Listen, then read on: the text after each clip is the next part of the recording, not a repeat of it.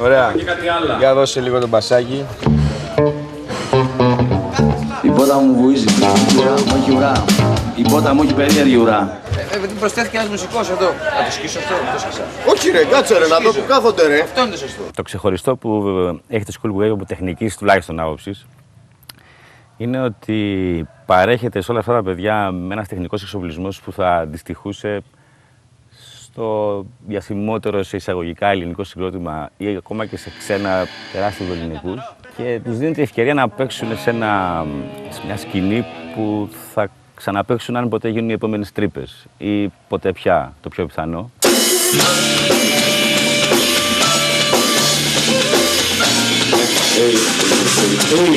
Έχεις προωθεί καθόλου? Μέχρι τώρα όχι, αλλά πιστεύω θα πορωθώ μέχρι το βράδυ. Άγχος? Μέχρι τώρα όχι, αλλά πιστεύω πάλι μέχρι το βράδυ θα έχουμε.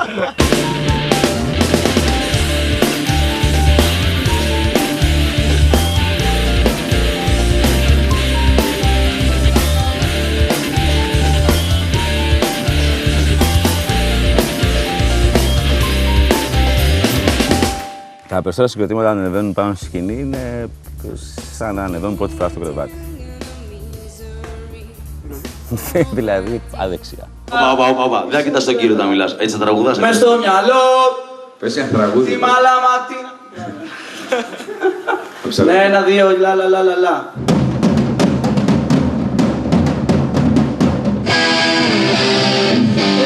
Άμα πειράξεις λίγο το τόν και μου το μαλακώσεις θα είναι καλύτερο.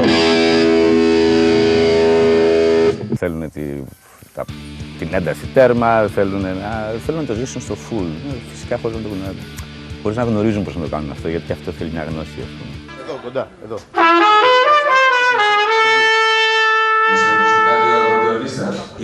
Μην το δαγκώσουμε,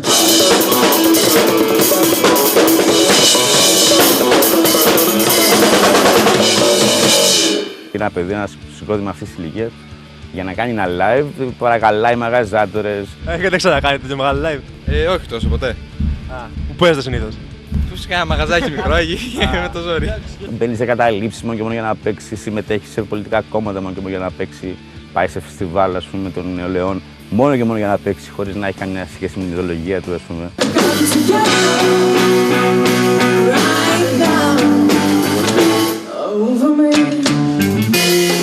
Δηλαδή κάνουν 1002 πράγματα για να μπορέσουν να παίξουν παιδιά. Πόσο μάλλον αυτό που στην τελική κανένα από όλα αυτά που προανέφερα δεν παρέχει όλο αυτό το εξοπλισμό, όλη αυτή τη σκηνή. Δηλαδή, ούτε θα το δεις αυτό σε φεστιβάλ νεολαίας κάποιο κόμμα, να δεις τόσο οργανωμένη κατάσταση, ας πούμε. Είναι αντίστοιχο, ξέρω εγώ, του Rock Wave.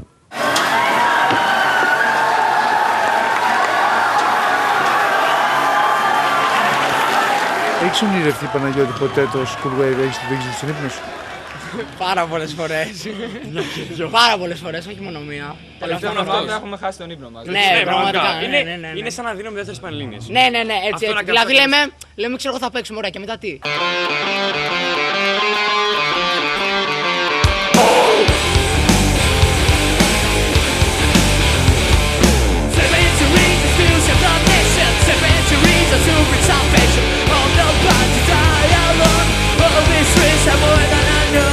Πριν από 2 χρόνια, τις μέρες που γινόταν το School Wave, είχε καύσωνα.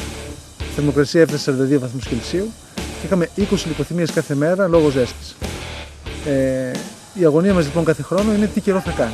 Φέτος βέβαια ήταν τελείως ανάποδο το πράγμα. Έβρεξε τόσο πολύ τον Ιούλιο που ένα σωρό μεγάλες συναυλίες ακυρώθηκαν λόγω βροχής.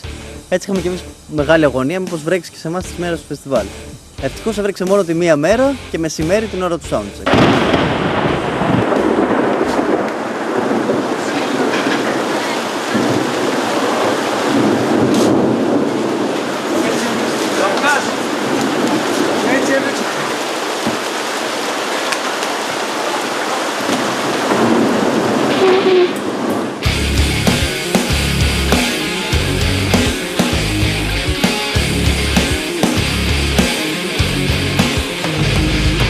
Για να το βγάλουμε πέρα στο φεστιβάλ κάθε μέρα με 5.000 κόσμο, χρειαζόμαστε και ανθρώπους που να βοηθάνε.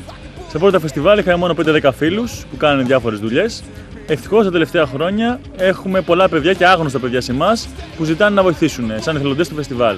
Και φέτος μόνο είχαμε 150 τέτοια παιδιά που ζήτησαν να βοηθήσουν.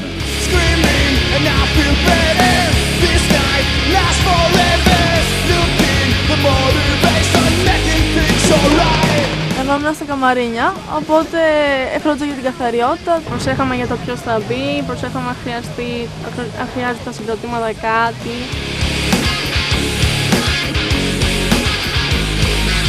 Εγώ ήμουνα μαζί με δύο άλλες κοπέλες στο κιόσκι και μοιράζαμε τις εφημερίδες, τα προηγούμενα τεύχη και DVD και μοιράζαμε και μπλουζάκια με το School Wave φέτος.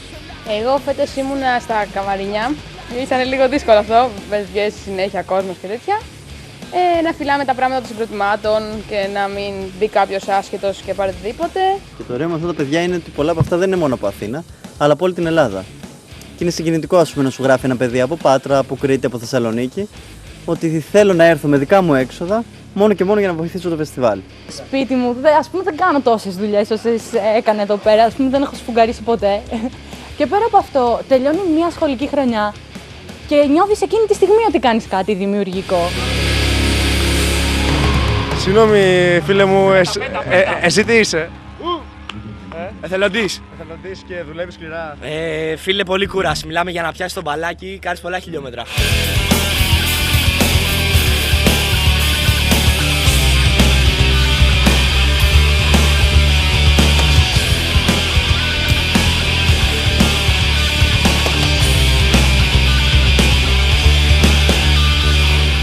Χρόνου, εμένα μου είπε ο Κώστας ότι δεν θα έρθω επειδή είμαι φοιτήτρια, αλλά εγώ θα έρθω. Σας το λέω.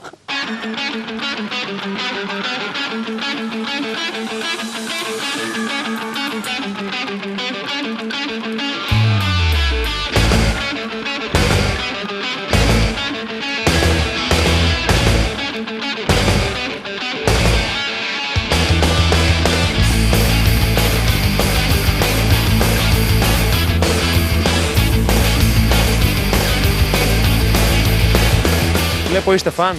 Βεβαίως φαν. Έχετε φτιάξει και μπλουζάκια ντόμινο. Είμαστε φαν του ντόμινο. Ναι, τι είναι, γιο σας? Ναι, ο γιος μας και είμαστε από Αλεξανδρούπολη. Πώς ήρθατε εδώ? Με τρένο.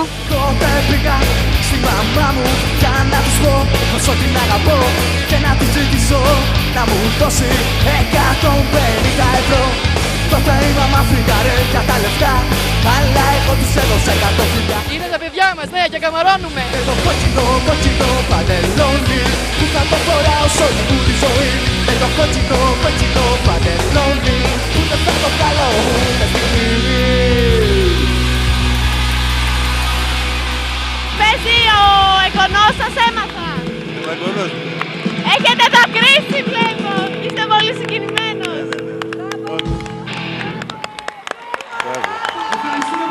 Τι εντυπώσεις σας έχει δώσει όλη η συναυλία και... Πολύ καταπληκτική, μοναδική. Χαμάτα, φιλέ! Δεν παίζετε. Μιλάμε, εντάξει. Υπάρχει περίπτωση να ξαναζήσουμε κάτι τέτοιο. Με τίποτα. Φιλέ, δηλαδή ακόμα δεν το έχω καταλάβει πραγματικά. Πώς ζεις? Δηλαδή θέλω να πάω μέχρι μεθαύριο να παίζω σε αυτό το πράγμα. Μια φορά το ζεις. Όλα τα λεφτά, ο κόσμος, ό,τι και να έκανες, χειροκροτούσαν, ήταν και γαμό. Και γαμό. Ευχαριστούμε πολύ. Και εσένα και εσένα.